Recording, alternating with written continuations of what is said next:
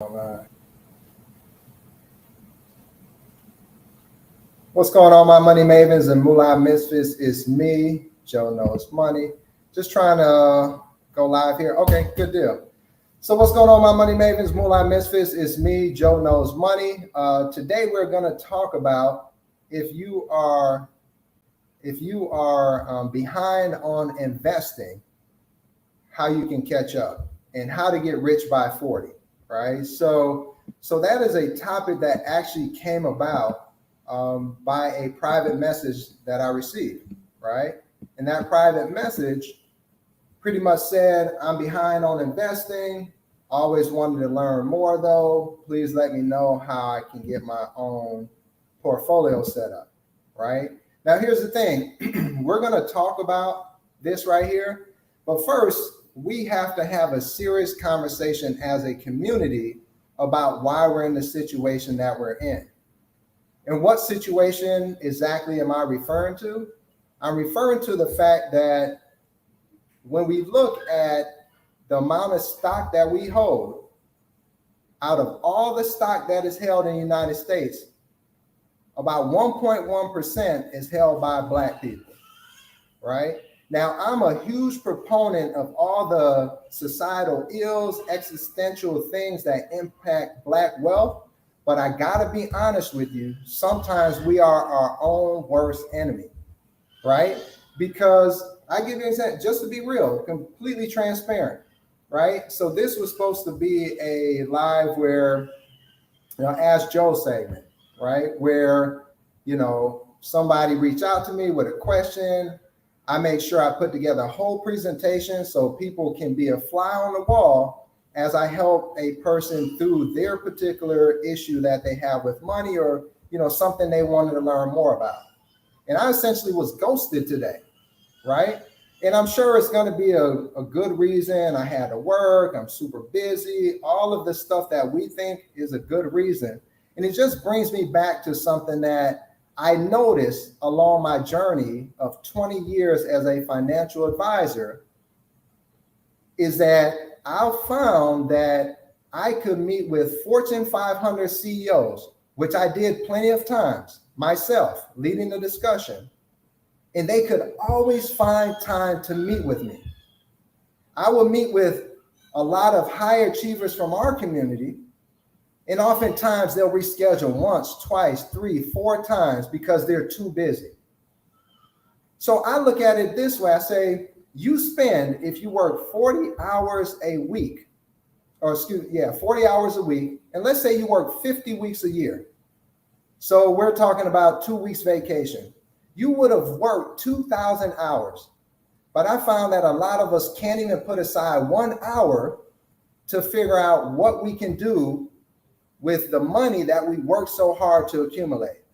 So again, I'm starting it off with a come to Jesus conversation because we need to have one. We need to understand that there's a lot of things that are outside of our influence when it comes to our ability to generate wealth, and we need to address those.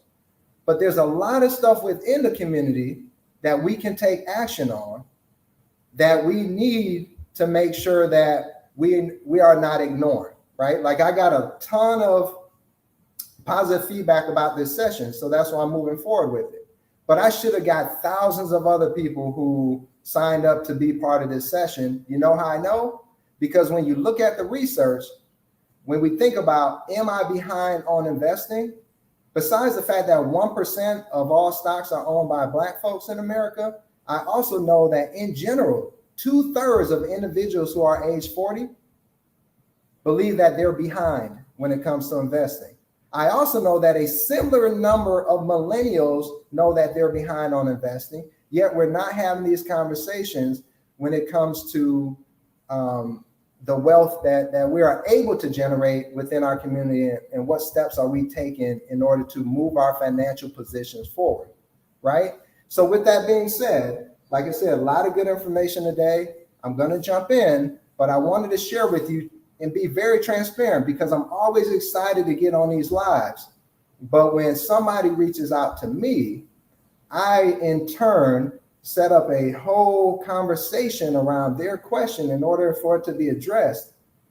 and I don't get the courtesy of being let know, advance notice that they couldn't make it, that burns me up. But then I think globally, oh yeah, I remember this happened when I was in practice. And that partially explains why when there is good information available, that we're still lagging behind financially, because we're too busy to address the primary thing that gives us freedom, which is our finances. All right, so let's go ahead and dive in. All right, so when you think about how can you get rich after 40 if you feel like you got a late start, right? Well, the thing that you should know, as always, is that if you are behind, there is always a way to catch up. But the key is for you to take action.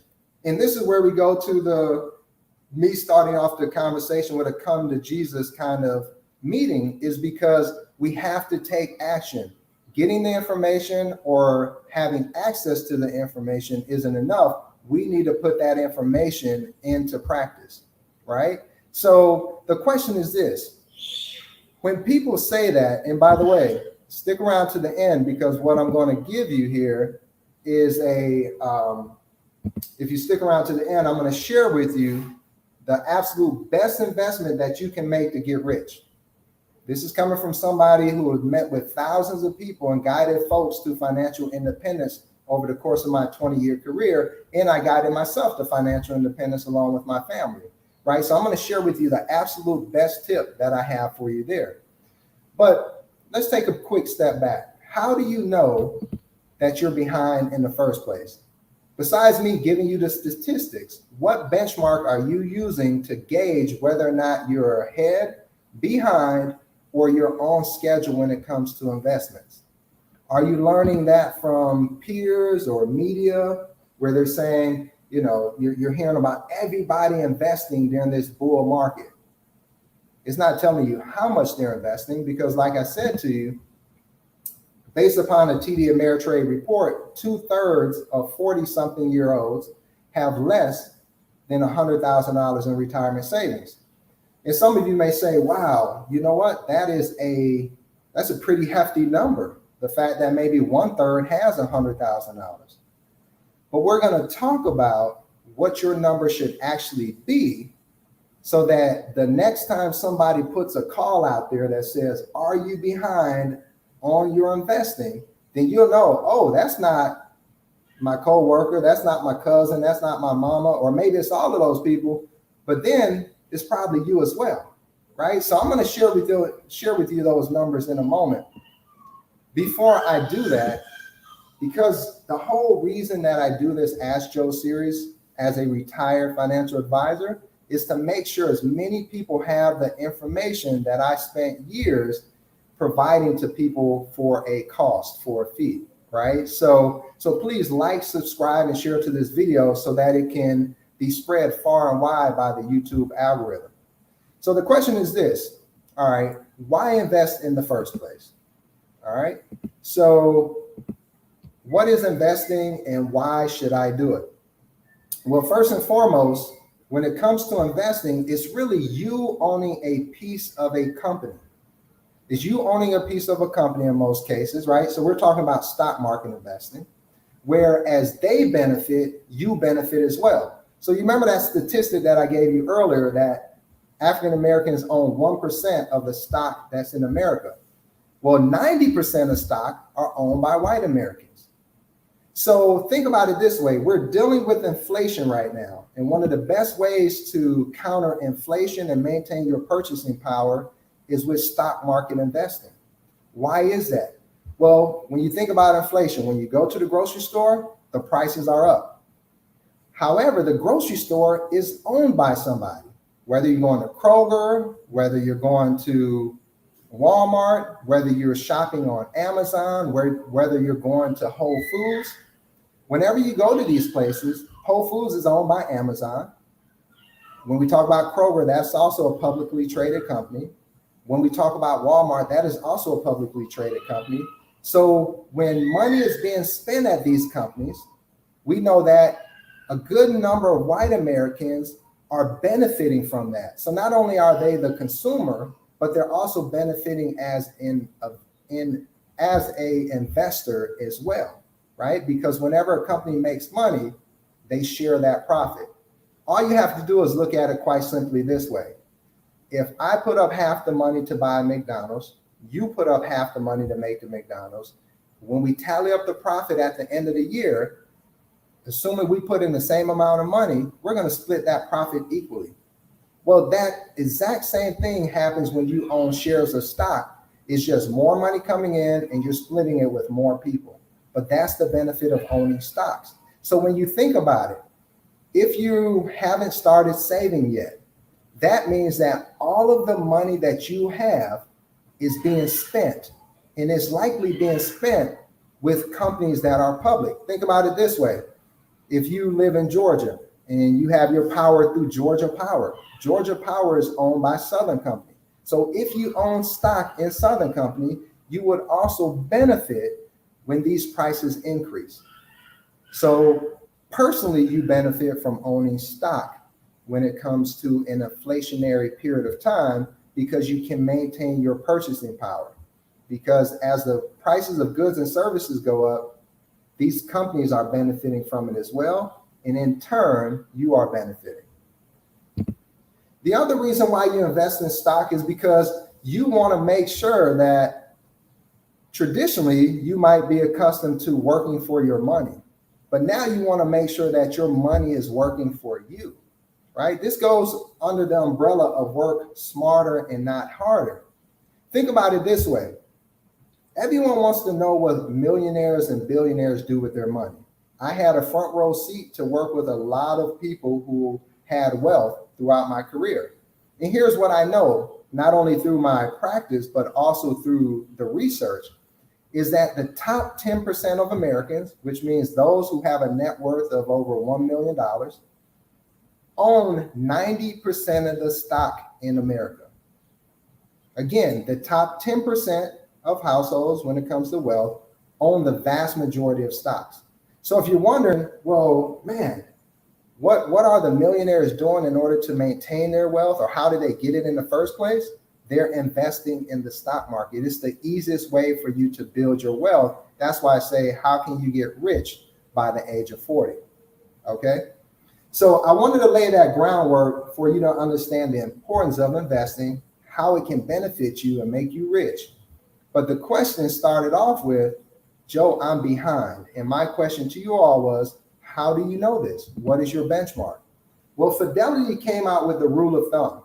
And that rule of thumb says this. It says that by the age of 30, you should have 1 times your salary put away in investments. By the age of 40, it should be 3 times your salary. And by the age of 50, 6 times your salary, 8 times your salary by the age of 60, and 10 times your salary by the age of 67, right? So again, when I put out that call, when I put out that call to say, hey, are you behind when it comes to investing? This is one of the ways in which you know, am I on track in order to reach my financial goal? Now, mind you, this is assuming that you're going to retire by the age of 67.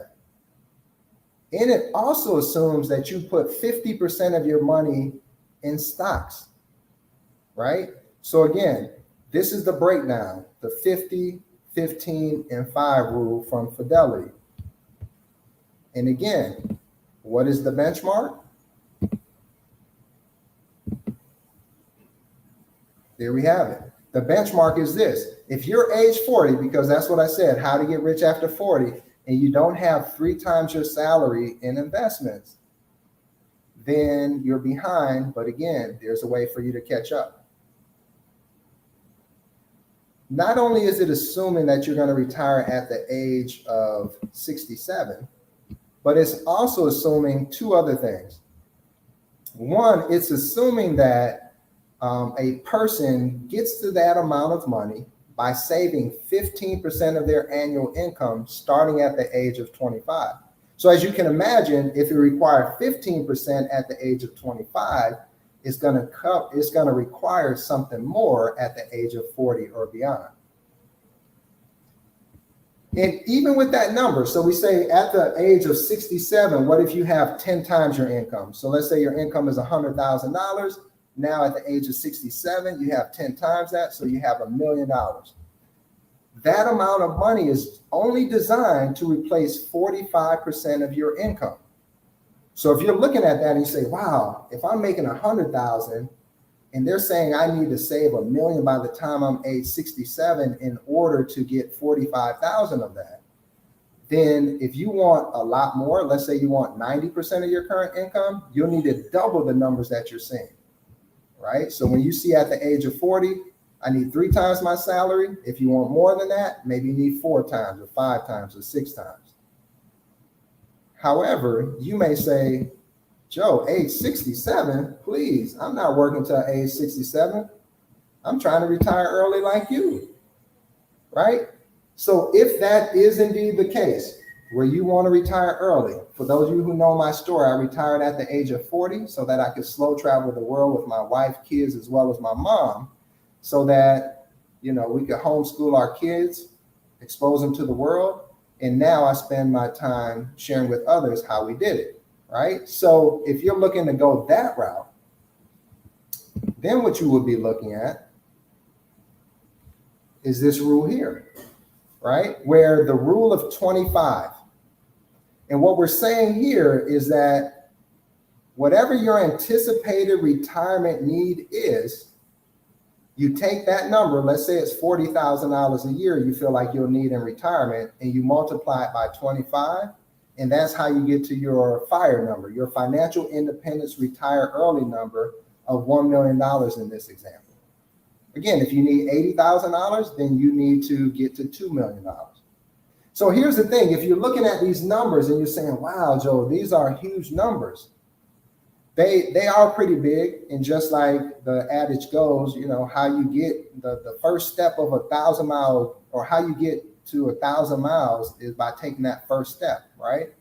Well, you have to begin somewhere, and today I'm going to show you not only what your benchmark should be, right? We talked about the Fidelity benchmark, we talked about the FIRE benchmark, but then I'll show you how you get started just in a moment. So let's say you look at these numbers and you say, ooh, Joe, I'm over 40. I'm thinking about what are the ways in which I can catch up. Well, there's really 4 ways in which you can catch up when it comes to your financial stability. 1 is increase your savings. 2 is lower your investment fees. 3 is reduce your spending, and 4 is invest more aggressively. So I'm going to take you through all of those really quickly and really easy. The easiest way for you to get started is for you to start with your employer-sponsored retirement account.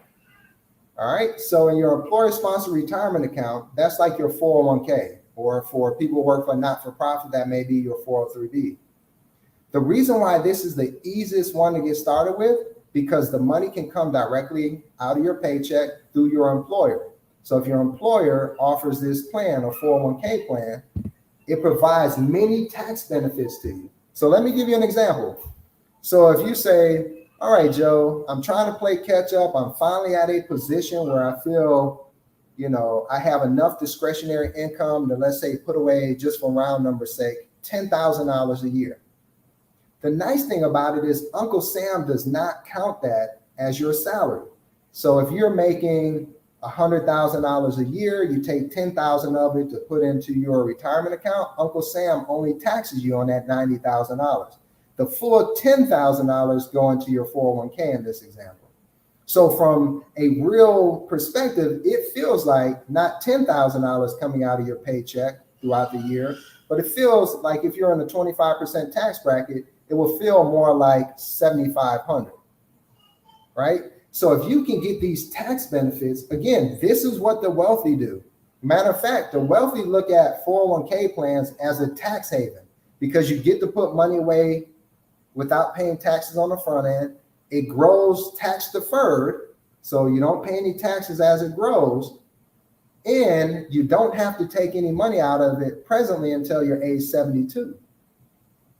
So if you want to know how the wealthy get rich, this is one of the mechanisms that they use, is their 401k plan through their employer. So the question becomes, if you have a lot of catching up to do, how much can you catch up within your 401k plan? Well, you can contribute in 2022. Personally, you can put in $20,500 into your employer-sponsored plan. That does not include any matching contribution that they put in on your behalf. So we didn't even get to that part. If you work for an employer and they offer you a match and you haven't taken it, you are leaving free money on the table.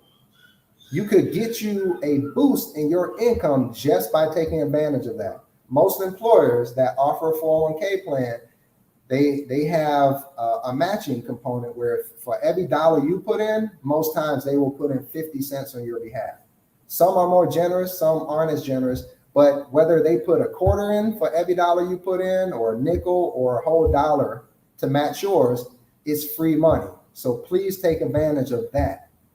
Sometimes people wonder, well, what happens to that money if I leave my employer? Your 401k is portable, so you can take it with you. It doesn't stay with your employer. That's your money. You contribute to it, and you can leave with all or a portion of the employer contribution as well. Now, if you're over 50, you can actually contribute more, something known as a catch-up contribution. So you can actually put in $27,000 this year. So you can do some serious catching up. Now, this is just for a single person. So if you're married, both you and your spouse can put in the same amount of money. We talk about a tax savings, bringing your tax bracket down. For those of you who may be concerned or complaining about, oh, I'm in a high tax bracket, and you're not complaining about it for vanity reasons, and you really want to lower your tax bracket, this is how you do it, right? Put money into a 401k as much as you possibly can. All right, keep in mind, I'm going to be checking the comment section as well. So please share any comments that you have. And because I was expecting a special guest, but as you all know from the beginning, I was ghosted, I am going to have, I'm going to incorporate comments, and also if anybody wants to jump on live with the question, I might pull you in just to have a little fun, okay? All right, so if we're talking about that, maxing out your 401k, here's what I want you to know. I want you to remember the importance of progress over perfection. What do I mean by that? You may say, Joe, you're talking about really large numbers. You're saying, hey, you know, Fidelity says I need to have $1 million by the time age 67 in order for me to reach part of my goal. You're also sharing with me that I can contribute as much as $20,500 if I'm under the age of 50 into my 401k, but Joe, I don't have $20,500. What should I do? I say you should do something, because here's what I learned throughout my career, and this is what I will share with clients. Something is better than nothing when it comes to planning for retirement. So if you can't put in the $20,500 max, put in $200 a year, put in $2,000 a year, put in whatever amount initially feels comfortable. Why do I say that? I'm more interested in you building good habits by contributing what you can afford and something that you can actually stick with, than for you to just kind of binge, right? For a year, you're motivated, you're eating ramen noodles, and you're just putting all the money you can in your 401k, and then you burn out, and then you don't do it any longer. Work your way up. I've seen clients where maybe they start with 2% of their income, and then every time they get a raise, they take part of their raise, like half of it. They say, okay, I got a 4% salary increase. I'm going to take 2% of that, put it into my retirement account. Additional, and they just build and build and build, because as they get raises, that was money that they didn't, grow accustomed to anyways. So there's all kind of ways in which you can approach putting money away. But again, don't let perfection, your need to put in the absolute max, get in the way of your progress. Start somewhere, start something. Don't have too much pride to say, oh, I'm not going to do anything until I can walk into HR and put away 10%. No, put away 1%. It's a good start. As I said before, 401ks are portable. This is extremely important because you will be surprised how many clients I used to talk to in my practice that would say, Joe, I didn't anticipate staying at this company for 30 years. I'm glad I put money into the retirement plan. Because what happens if you forget or you opt not to put money in your retirement plan, 5 years may go by, 7 years, 10 years may go by, where you could have been contributing, could have been getting your employer match, but maybe you thought you were only going to stay at this employer for a year or 2 or 3. So please remember that. Now, here's a little known fact, because I know I have some entrepreneurs that are joining, or I may have people who are 1099 contractors, or just their employers don't offer 401k plans. Here's a little known fact. If you and your spouse, if married, don't have a retirement plan at work, such as a 401k, you can deduct the full contribution no matter how much you earn. That's important. Now, I don't give tax advice. I just tell you how it works, is that you can make a boatload of money, still contribute to the IRAs because you don't have a 401k through your employer. So the question becomes, how much money can you contribute to an IRA? Now, what is an IRA? So you remember I talked about a 401k is an employer-sponsored plan. So that's ran through your employer. And IRA stands for individual retirement account. So that's your own individual. It's in your name. And you can put away as much as $6,000 in 2022 if you're under 50, and $7,000 if you're over 50. Okay? Now, when it comes to your employer retirement plan, you have little say to who they select, unless they do a survey or maybe they have an employee committee. But just in general, the employer makes the decision of who the financial services company is that they utilize.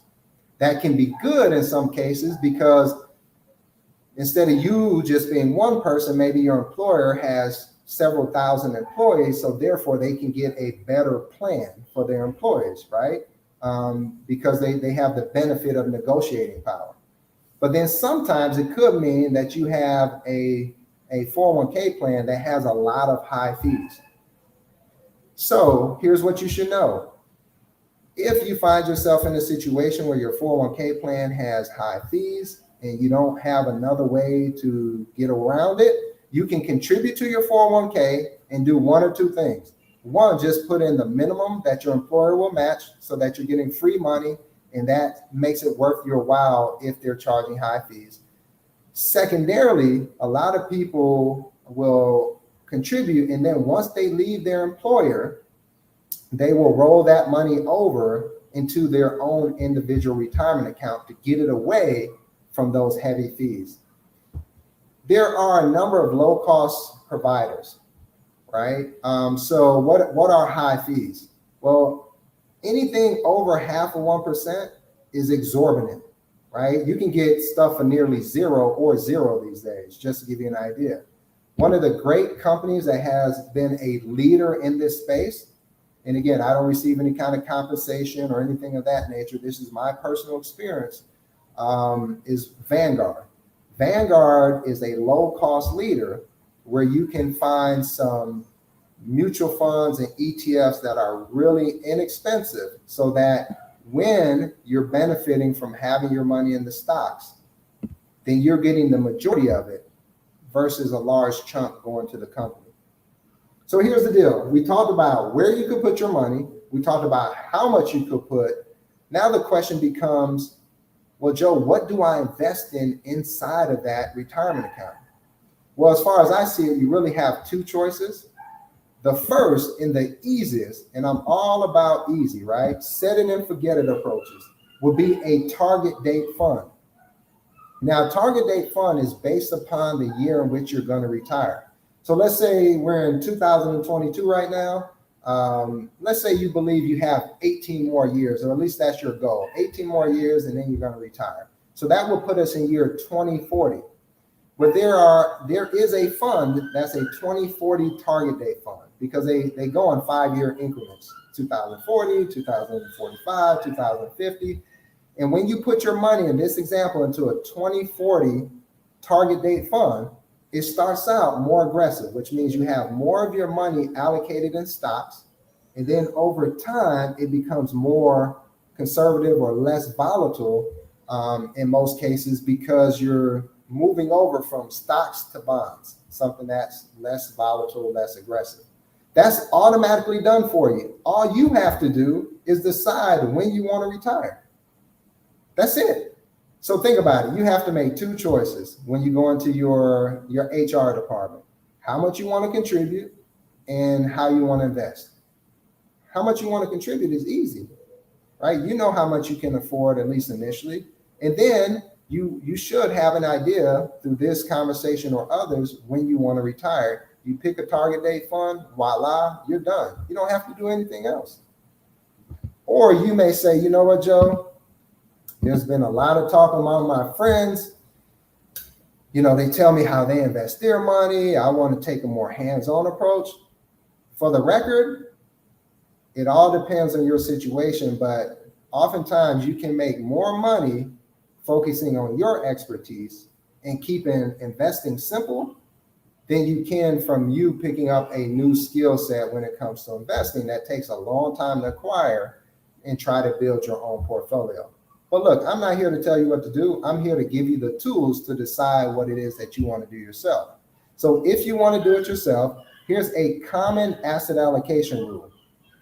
So this common asset allocation rule shows that if you take 110, right? This is the asset allocation rule of thumb, and you subtract out your age, what's left is the amount of your money that should be placed in stocks. So an example of that, take 110 minus your age of 40, that will leave you with 70, which is 70% of your money should be allocated towards stock, and then the rest towards bonds.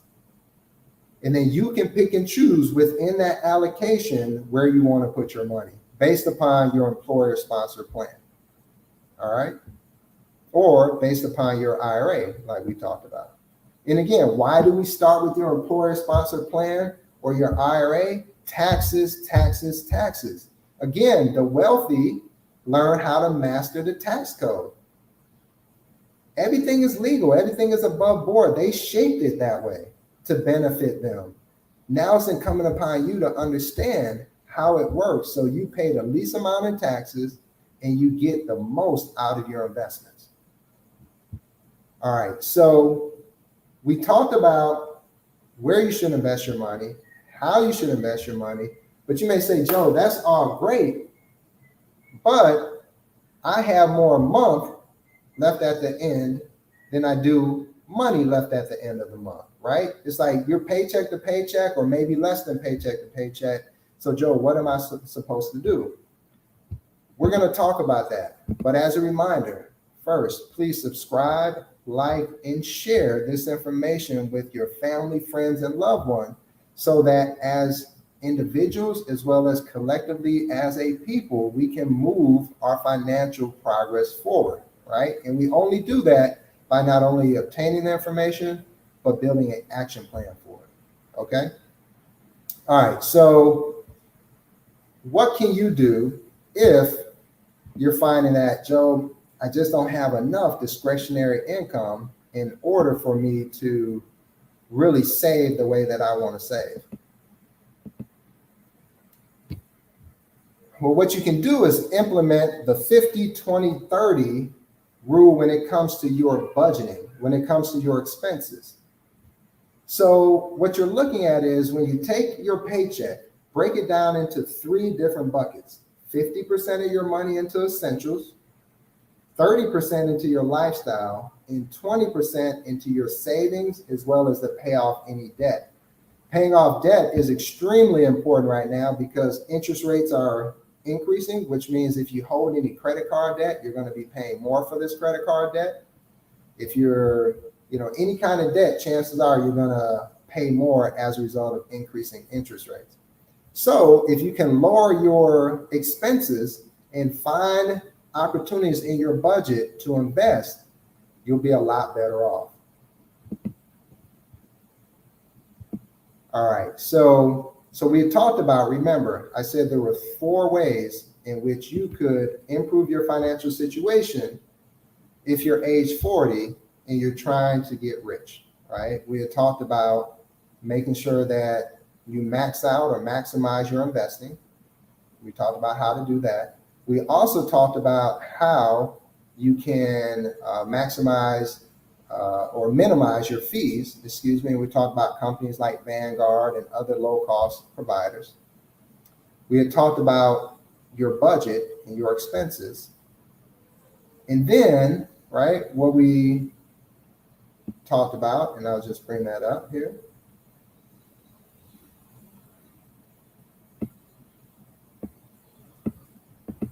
And then we talked about investing more aggressively. So an easy way for you to invest more aggressively, if you feel comfortable doing that. And by the way, you should understand the difference between risk and aggressiveness, right? So you remember I told you about those target date funds. You're going to retire in 2040. So therefore, your money will automatically shift from being more in stocks today to being less. Well, you could trick, if you will, the target date fund and say, I know I'm going to retire in 2040, but I want the aggressiveness of a 2050 target date fund. So nothing stops you from putting your money in there so you have even more stocks to begin with, which gives you better opportunity for reward. And then it gets, it goes slowly down into less stocks over time. But here's what you should know. You have to be comfortable with the fact that your money will fluctuate in value. That's not the same. Sometimes people say, Joe, I lost 50% of my account value. It's just a paper loss until you do something with it.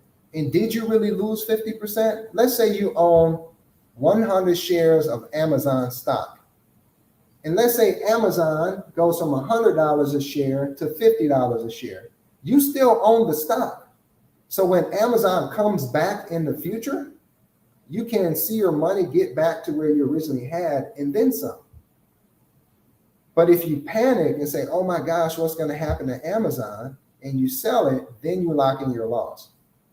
So if you're going to be more aggressive, you don't necessarily have to be more risky, right? Because you can have your money in that target date fund that has about 10 different mutual funds that has about thousands of different stocks in them.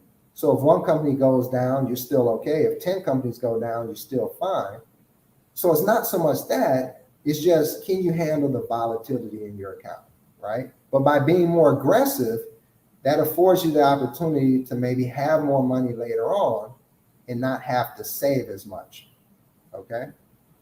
All right, so as promised, I told you, if you stuck with me to the end, I would share with you, remember, I said this, if you stick around to the end, I will share with you the absolute best investment that you can make to get rich.